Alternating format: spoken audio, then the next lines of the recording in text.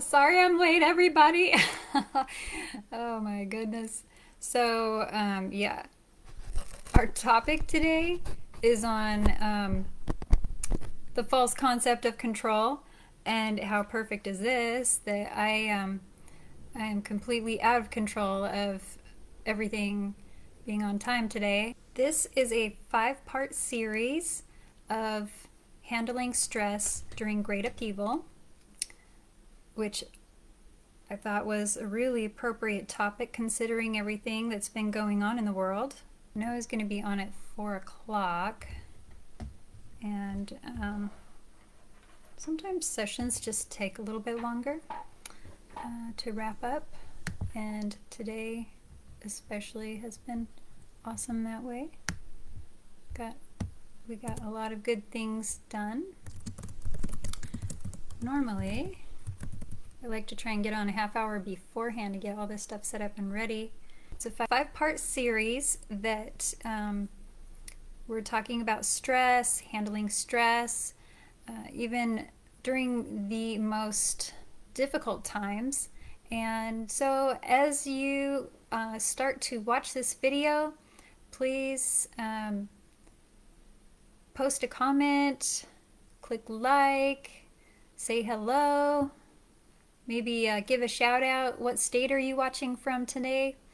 And if anything that we talk about resonates with you, please give a like, a little thumbs up, tag some friends that you think would also benefit from discussing stress or who have questions about how to handle stress during these times. And this is a live office hour, so it depends on your questions, what we're going to talk about and things like that.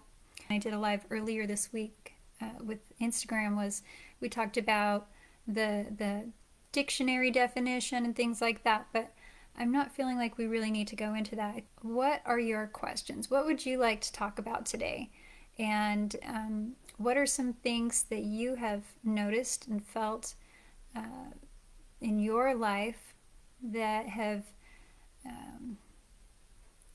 you have felt the need to try and control situations or try and control interactions with people, or that you have felt other people using those types of situations with you? What are your feelings about stress?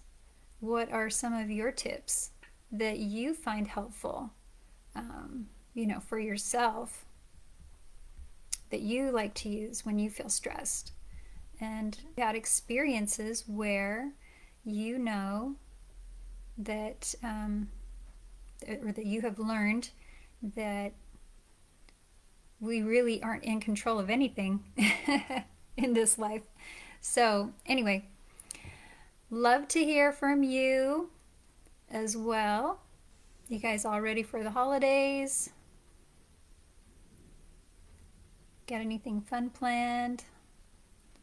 Usually there are a lot of family gatherings and get-togethers around this time, friends getting together with friends and whatnot. Our family likes to get together and eat. We love to eat, things like that. So, and visit and joke around. Do you guys like to do any of that kind of stuff? Do you have any fun family traditions you do this time of year? Go ahead and post in the comments below and let us know some of the stuff going on right now. I know there's a bunch of shy people probably out there watching right now, being very quiet. So the whole concept of control, I've learned, is kind of a false idea, an idea of the ego, that we can be in control or in charge of anyone or anything. I mean, there's rules and things that we follow and that are good ideas, good guidelines to live by, and generally allow all kinds of people to live together in harmony. a good deal of my life to figure out that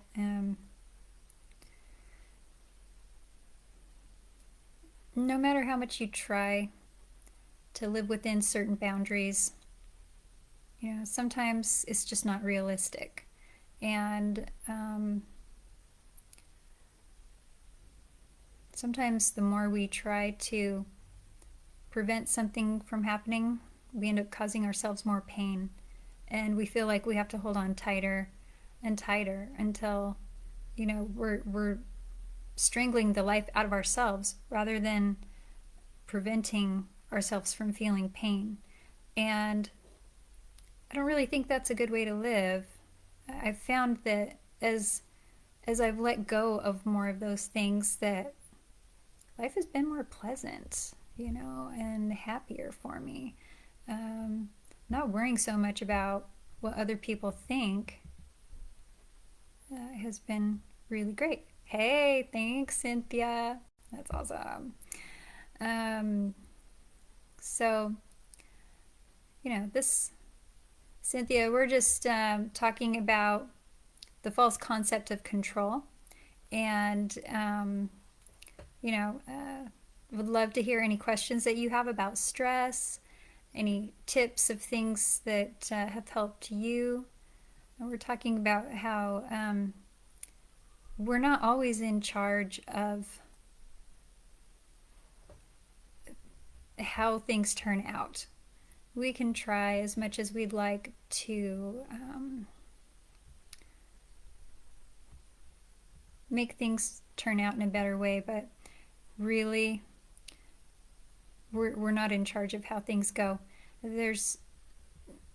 Everyone has agency, everyone has capability to make different choices for different reasons, and reasons that we don't even understand. And that can be a difficult thing for us sometimes. We usually like to put in our own definition of what things mean to us rather than just taking a step back and being able to say, what else could this mean? We know what it means to us by our definitions, by our perceptions, but no one else has those same perceptions and experiences that we have. And so someone else's perceptions and experiences can be completely different. They can even be absolutely the opposite of our own. And, when you think about that, why a person does something can totally change the meaning of what they're doing and why they're doing it from what we think it means and what we think it is, what it represents. So we could be totally wrong about what we think's happening in a situation than what actually is. So that was something that I've learned in my life, and that I try to still live by that and apply it more and more. I mean, I'm not perfect at it. I'm still working on things like you, like everyone else in this world. Everyone's got things to work on and whatnot, but so yeah. What are your questions about stress, about the concept of control? I kind of felt like I shouldn't use my notes today, and I don't know if there's just people with a lot of questions out there. So I don't know if you're quite ready to ask them yet, but I think today was the perfect example of things not going according to plan, not being in control of the things that are happening today in my schedule. So, and that's okay. I'm okay with that. So, a little bit about myself. I'm a clinical body worker, and so that's different than just being a regular massage therapist, in that our training is quite a bit different, and we work a lot more specifically with people who have injuries, accidents, surgeries, emotional trauma, just a lot more specific things that we work with. A regular massage therapist is kind of focusing a little bit more on relaxation and, just becoming more in tune with your body. So I took quite a bit of additional training for that, and a lot of my continuing education requirements were required, just like nurses and doctors, physical therapists, chiropractors, to have continuing education credits. And so, a lot of my training has primarily been focused on the clinical aspects of bodywork. It's a much more scientific approach to helping the body to be able to be in a state to heal itself. And I like to spend a lot of time helping to educate my clients in those areas, things that they can do at home to help themselves. And I don't really want my clients to be dependent upon me, but to learn kind of how to use their own body's owner's manual, I guess. So hopefully that's something that you can relate to and find interesting. This is primarily to answer your questions that you have. So even if you're watching this video later, and even if you watch one of the previous episodes, which I will be checking for comments on those as well and trying to answer questions, but I will read your question and answer it on the next live that I